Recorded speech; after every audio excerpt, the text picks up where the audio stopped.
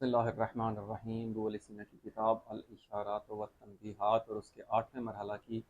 دوسری اور تیسری فصل ہے، اور عنوان وہی ہے کہ لذت۔ تو ابتدا میں ابو علی سینا نے متکلمین کی جو لذت ہے اس کو بیان کیا کہ وہ کس چیز میں محدود کرتے ہیں۔ وہ کہتے ہیں کہ لذت حسی لذات، اسی لیے وہ کہتے ہیں کہ جو آخرت میں آپ کو لذات ملیں گی وہ حسی ہوں گی، جس طرح کہ قرآن میں بتایا گیا ہے کھانے پینے کی چیزیں وہاں پر ملیں گی یا جنسی لذات کی چیزیں ہوں گی، تو اسی تک محدود کر دیا۔ ابو علی سینا کیا کہتا ہے کہ حسی لذت سے مافوق جو ہے وہ روحانی لذت ہے۔ روحانی لذت کس چیز میں ہے؟ روحانی لذت اس کی خوراک میں ہے، اور اس کی جو علم ہے، اس کا جو عذاب ہے، وہ بھی جس طرح بدنی ہوگا اسی طرح نفسانی اور روحانی بھی ہوگا۔ تو اسی لذت کی بات کرتے ہوئے، کیونکہ انسان اس عالم میں آتا ہے جو چیز وہ پائے ہوئے ہے بالقوا اس کو بالفعل حاصل کرنے کے لیے آتا ہے، جب بالفعل کر لیتا ہے تو یہ کمال کر پا لیتا ہے۔ اب کمال سعید کے لیے سعادت کا باعث بنتا ہے، اور شقی کے لیے وہ شقاوت کا باعث بنتا ہے۔ ایک کو فائدہ ہوتا ہے، ایک کو نقصان ہوتا ہے، لیکن بذات اس کا فعلیت ہونا، قوت سے فعل کی طرف جانا، یہ ایک کمال ہے۔ تو یہی آگے بیان کریں گے کہ کمال ضروری نہیں ہے کہ وہ خیر بھی ہو۔ جیسے کہ ایک شخص ہے، وہ وزیر اعظم بن جاتا ہے، یہ اس کو وہ ظاہری لحاظ سے، دنیاوی لحاظ سے اس کو کمال ملتا ہے، لیکن وہ اس کے نقصان میں ہوتا ہے کہ اسے وہ ظلم کرتا ہے لوگوں پر اور فائدہ نہیں اٹھاتا۔ تو یہاں پر بھی ابو علی سینا کیا کہہ رہا ہے؟ یہ دوسری فصل ہے۔ فلا ینبغی لنا، ہمارے لیے سزاوار اور لازمی نہیں ہے کہ ان نستمع الی، کہ ہم بات سنیں، سماعت کریں، کسی کی بات سنیں۔ کس کی؟ الا من، اس کی طرف کہ جو کہتا ہے، جو یہ شخص کہہ رہا ہے اس کی بات ہم، وہ کہتے ہیں کیوں سنیں، اس لیے سنیں، اور وہ کیا کہہ رہا ہو کہ انا لو حسلنا علی حالت، اگر ہمیں ایک حالت حاصل ہو جاتی ہے، وہ حاصل ہو جاتی ہے کہ ہم لا ناکلو فیہا، اس حالت میں ہم نہ کھا سکتے ہیں، ولا نشربو فیہا، نہ اس حالت میں ہم پی سکتے ہیں، یعنی ہمیں ایک ایسا عہدہ مل گیا، نہ ہم کھا سکتے ہیں نہ پی سکتے ہیں، اور کیا کر سکتے ہیں؟ ولا نشربو فیہا، نہ اس میں ہم پی سکتے ہیں، ولا فلا نن کیو، پس ہم نکاح بھی نہیں کر سکتے، جنسی لذت بھی نہیں لے سکتے۔ تو کہتا ہے فایت سعادت تکون اللہ، یہ کس قسم کی سعادت ہے ہمارے لیے کہ نہ ہم کھا سکیں نہ پی سکیں، کیونکہ انہوں نے محدود کر دیا ہے اس کو، لذت کو، انہی چیزوں میں، مادی جو بدنی ہوتی ہیں لذات۔ تو وہ کہتا ہے اگر ہمیں بدنی لذات نہیں ملنی، کہنا تو یہی چاہ رہا ہے کہ جنت میں جا کے اگر ہمیں یہ نہیں ملیں گی، کھانا پینا اور جنسی لذات نہیں ملیں گی، تو ہمارے لیے سعادت کس چیز کی؟ انہوں نے سعادت کو جنسی لذات میں محدود کیا متکلمین۔ وہ ایک جہت ہے کہ قرآن میں اس طرح کی آیات ہیں، والذی یقول، اور پس جو یہ کہہ رہا ہے، یقول ھذا، اس نے یہ کہا، فیجب، پس واجب اور لازمی ہے کہ آئیں یبصر، اس کو بصیرت دی جائے، جو یہ کہہ رہا ہے کہ یہی سعادت ہے، اگر یہی نہیں ملنی کھانے پینے کی چیزیں تو پھر سعادت کس چیز کی؟ قبول سینی کہتا ہے کہ اس کو یہ جواب دیا جائے گا، کہا جائے گا کہ اس کو بصیرت دی جائے گی، اس بندے کو جو یہ کہہ رہا ہے، وَيُقَالُ لَهُ، اور اس بندے کو یہ کہا جائے گا کہ یا مسکین، اے مسکین، مسکین جس طرح عام بندے کو کہتے ہیں، یعنی جس کو سوجھ بوجھ نہیں، یعنی تو جو بات کر رہا ہے تجھے اصل میں جانتا نہیں ہے، اے مسکین، لعل الحال التی للملائکۃ، اب ابو علی سینا اس کو ایک عقلی چوٹ مار رہا ہے۔ وہ کیا کہہ رہا ہے کہ وہ حالت جو ملائکہ کے لیے ہوتی ہے، وما فوقہا، جو ملائکہ سے مافوق ہستی ہیں، عقول ہیں، ارواح مقدسہ ہیں، ان کی بات کر رہا ہے ابو علی سینا۔ ان کو تو روٹی پانی کی ضرورت نہیں ہوتی، نہ جنسی چیزوں کی ضرورت ہوتی ہے، تو ان کے لیے کوئی سعادت نہیں ہے۔ تو یہی کہہ رہا ہے کہ وہ حالت جو ملائکہ اور ان سے مافوق ہستیوں کے لیے ہوتی ہے، وہ کیا ہوتی ہے؟ حالت الزو، وہ لذیذ تر ہوتی ہے، افل و تفضیل کا صیغہ ہے، تو وہ ابہجو، اور وہ بہجت ترین سرور والی ہوتی ہے، وہ انعم، وہ انعام والی ہوتی ہے، من حال الانام، مقابلہ من، وہ کس کے مقابلے میں؟ حال الانام، یہ جو حیوانوں کی حالت کے مقابلے میں ان کی ملائکہ اور مافوق ہستیوں کی جو لذت ہے، جو سرور ہے، جو وہ کس قدر مافوق ہے۔ آگے کیا کہہ رہا ہے؟ بلکہ کیفا یمکن ہو، کیسے ممکن ہے کہ ان تکونا لاحدہما الی الاخر نسبۃ، کیسے ممکن ہے کہ ان دونوں میں، جو ایک انسانی حیوان ہے جو کھانے پینے کی اور دوسرے ملائکہ اور اس سے مافوق ہستیاں ہیں،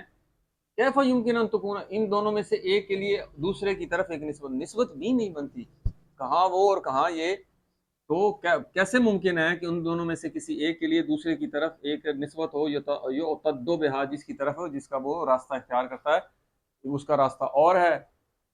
ملائکہ اور ان کا روحانی راستہ ہے۔ اور روحانی کیا چیز ہوتی ہیں؟ وہ فضائل ہوتے ہیں جو مجرد ہو فضائل، جیسے عقل ہے، اس کا علم اس کی فضیلت ہے یہ دوسری ہے، اس کے لیے آگے ہم اس کی وضاحت کریں گے۔ اب تیسری فصل میں کیا کہہ رہا ہے کہ ان اللذتا، اب لذت چیز کیا ہے، یہ تعریف کر رہا ہے ابو علی سینا، یا ادراک و نیل، یہ ادراک کی تعریف ہم پہلے ہی کر چکے ہیں، انسان کیا ہے؟ مدرک الکلیات، کلیات کا ادراک کرنے والا۔ اب ادراک جزیات کا بھی ہوتا ہے بات، ادراک مطلق لفظ استعمال ہوا ہے، یعنی حصول و صورت الشیء عند العقل، کسی شے کی صورت کا عقل کے پاس آ جانا، تو وہ اس کو ادراک کہتے ہیں۔ لذت کیا چیز ہے؟ ایک ادراک بھی ہے،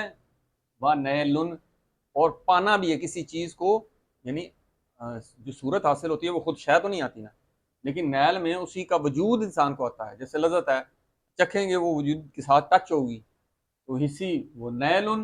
لذت ادراک بھی ہے اور پانا ہے کس چیز کو؟ لوصول ما، اس چیز کو کا وصول ہونا، ہوا عند المدرک کمال، جو کہ مدرک کے لیے کمال ہو، ایسی چیز کو پا لینا جو اس کے لیے کمال کا باعث ہو، یہ نہ ہو کہ اس کے لیے نقصان کا باعث ہو۔ یہ کیا ہے؟ لذت یہ ہے کہ ادراک کرنا اور اس چیز کو پا لینا جو اس کے لیے کمال رکھتی ہو اور خیر بھی ہو۔ اب یہاں پہ بھی دو لفظ لگا دیے ہیں، کمال بھی ہو اور خیر بھی ہو، اس کا مطلب کمال الگ چیز ہے، خیر الگ ہے، اسی طرح ادراک الگ چیز ہے اور نیل پانا، یعنی اس چیز کو وجودی لحاظ سے تو کمال بھی ہو خیر بھی ہو، لیکن کس حیثیت سے؟ من حیث ہوا کذالک، اس حیثیت سے کہ وہ اسی طرح ہو کہ اس کے لیے فائدہ مند ہو۔ یہ ہو گئی لذت کی تعریف۔ اب وہ کہتا ہے کہ علم اس کے الٹ، ہوا ادراک و نیل، یہ بھی ادراک کرنا ہے اور پانا ہے، لوصول ما ہوا، اس چیز کا پانا ہے جو عند المدرک آفتن و شرن، جو مدرک کے لیے آفت بھی ہے اور شر بھی ہے، ٹھیک ہے، اس کے الٹ ہو گیا نا۔ آگے آیا وقد یختلف الخیر والشر بحسب القیاس، کبھی کبھی خیر اور شر جو ہیں ایک دوسرے کی مناسبت سے اختلاف رکھتے ہیں، مثلا ایک چیز میرے لیے خیر ہے دوسرے کے لیے شر ہے، شوگر والے مریض کے لیے چینی خیر ہے اور شر ہے، عام بندے کے لیے وہ خیر ہے کیونکہ اس سے کاربوہائیڈریٹ چاہیے ہوتے ہیں، مثال کے طور پر۔ تو یہ نسبی ہے، ایک دوسرے کی طرف قیاس کرتے ہوئے خیر بھی ہوتی ہے شر بھی ہوتی ہے۔ فالشیء الذی هو عند الشہوۃ خیر هو مثل المطعم، متعمل ملائم ہونا چاہیے، والملمسل ملائم، کہتا ہے کہ ایک شے الذی ہوا عند الشہوۃ، جو شہوت قوت شہویہ کی بات کر رہا ہے، یہ قوت عملیہ کی بات ہو رہی ہے۔ ایک ہوتا ہے قوت نظری، وہ ادراک کی جیسے بات کی، اس عقل کا کام ہے، ایک دفعہ جب اپنی قوتوں سے اس کو فعلیت کرنی ہے تو وہ پر قوت عملی ہوگی، اس لیے وہ کہہ رہا ہے کوئی بھی شے جو کہ شہوت کے نزدیک خیر ہے، شہوت کے لیے کیا خیر ہے؟ وہ کھانا پینا، وہ چیزیں جنسی لذت، یہ اس کے لیے خیر ہے، بالفعل ہوتی ہے۔ ہوا مثل، وہ کیا ہے؟ وہ مثل متم، وہ ایسی چیز کھانے والی چیز ہے جو اس کے مناسب ہو، جو اس کو، ایک تو ہوتا ہے نا کمال، کمال اور پھر خیر بھی ہو، ایک چیز کو کاربوہائیڈریٹ کی ضرورت ہے تو وہ میٹھا کھا رہا ہے، تو یہ ادراک بھی ہو رہا ہے، نیل بھی ہو رہا ہے، اور وہ کہہ رہا ہے کہ شہوت کے لیے کیا خیر ہے؟ شہوت کی اپنی جو لوازمات ہیں جو اس کے لیے خیر ہوتی ہیں، اس لیے غضب کے الگ ہیں، غلبہ پانا غضب، اس کے لیے وہ خیر ہوگا۔ والملمس، جس کو لمس کیا جاتا ہے اور وہ اس کے مناسب، ملائم یعنی اس کے مناسب اس شخص کے لیے۔ والذی ہوا عند الغضب خیر فہو الغلبۃ، اور جو غضب قوت غضبیہ کے لیے جو خیر کیا ہے؟ قوت غضبیہ کس لیے بنی ہے؟ کہ غلبہ پانا، غلبہ پانا، اور بھی ہم مزید وضاحت کر چکے ہیں، قوت غضبیہ کے بہت سارے فضائل بھی ہیں اور رذائل بھی ہیں، اصل فضیلت جو ہے غلبے کی وہ شجاعت ہے، اور بہرحال یہاں قوت غضبیہ کا کام غلبہ پانا ہے۔ والذی ہوا عند العقل خیر، اور وہ چیز جو عقل کے لیے خیر ہے، یہ ہوگی دونوں قوتیں عملی۔ اب کہہ رہا ہے عند العقل، یہ ہو گیا قوت نظری کی بات کر رہا ہے کہ وہ چیز جو عقل کے لیے خیر ہے۔ اب عقل کے لیے وہ کہتا ہے کئی طرح کی خیر ہے، پہلے بتا رہا ہے فطارتاً و بے اعتبار فالحق کو، ایک دفعہ اور ایک اعتبار سے وہ حق تعالیٰ کل خیر، ایک دفعہ وہ آپ سے مافوق ہستی ہے، وہاں سے جریان ہوتا ہے خیر کا آپ کے لیے، جیسے کلیات کا ادراک ہوتا ہے، جیسے عقول سے انسان مناسبت قائم کرتا ہے تو انسان کو کلی ادراکات حاصل ہوتے ہیں، جیسے حدیث میں جو شخص اپنے علم پر عمل کرتا ہے اللہ اس کو ایک ایسا علم عطا کرتا ہے جو نہیں جانتا، وہ سیکھنے سکھانے پر موقوف نہیں ہے۔ ایسے قرآن میں آیا فَمَن یُؤْتِ الْحِکْمَةَ فَقَدْ أُوتِیَ خَیْرًا کَثِیرًا، جس کو حکمت عطا کی گئی اس کو خیر کثیر عطا کیا گیا، حاصل نہیں کرتا، حکمت اس کی دین ہے۔ تو وہ کہہ رہا ہے عقل کے لیے ایک دفعہ یہ پہلا مرتبہ ہو گیا حق تعالیٰ کو ادراک، وتارتاً بالاعتبار، ایک دفعہ اور ایک اعتبار سے فل جمیل ہو، ایک دفعہ حق تعالیٰ ہے اور ایک دفعہ جمیل، جمیل سے مراد یہ جو وہ قوتیں تھیلیا جو عملی قوتیں ہیں، شہوت غضب، ان سے ادراکات کرنا، اس کو کہتا ہے یہ جمیل۔ ومن العقلیات، وہ کہتا ہے یہ عقلیات میں سے کیا ہیں، نیل الشکر و وفور المدح والحمد، شکر کو پانا، کثیر مدح کرنا، والحمد کی حمد تعریف کرنا، اور کرامت و شرافت، یہ ساری کی ساری چیزیں عقلی ہیں۔ لیکن یہ تیسرے مرتبے میں یہاں پر عقل جو ہے وہ اپنی قوتوں کے ساتھ مل کر یہ کمال ہوتا ہے کہ حمد کرنا، اللہ تعالیٰ کا شکر بجا لانا، یہ بھی بل جملہ اب کہہ رہا ہے قصہ مختصر، فَإِنَّا ہِمَمَ ذَوِی العقول، صاحبان عقل کی ہمتیں، فی ذالکا، ان میں مختلفتاً، اس میں مختلف ہوتی ہیں، کس میں، یہ اس میں، ہر بندے کی ایک خاص استعداد ہے، اس استعداد کے مطابق وہ یہ افعال انجام دیتا ہے اور کمال حاصل کرتا ہے، جس قدر ہمت ہوگی اس قدر وہ اس کو بالفعل کرے گا، اس لیے ہر کسی کی استعداد مختلف ہوتی ہے۔ وَكُلُّ خَيْرٍ بِالْقِيَاسِ إِلَىٰ شَيْءٍ، ہر جو خیر ہے وہ ایک شے کی نسبت سے خیر ہے، وہ شے کیا ہے، ما هو الکمال، اور وہ شے کمال ہوتی ہے الذی یختص بہ، اس شخص کے لیے کمال ہوتی ہے جس سے وہ مختص ہوتی ہے۔ یعنی مثال کے طور پر نظر ہے، میرے ساتھ نظر، انسان کے لیے نظر چاہیے نا، نظر ہوگی تو وہ میرے لیے کمال ہوگی، نظر کا نہ ہونا، آنکھوں کا نہ ہونا، یہ عدم ملکہ ہے، وہ ملکہ حاصل ہو جانا یہ کمال ہے۔ لیکن میرے ساتھ مختص ہے نا، دیکھنا، سننا، چکھنا، عقلی باتیں، اب میں گدھے کے سامنے، بھینس کے سامنے ان کتابیں لکھ دوں، اس کو درس دینا شروع کر دوں، وہ اس سے مختص ہی نہیں ہے، اس کی میں وہ اہلیت ہی نہیں پائی جاتی۔ تو پس وہ چیز جس کی وہ بندہ اہلیت رکھتا ہے اس کو پا لینا اس کے لیے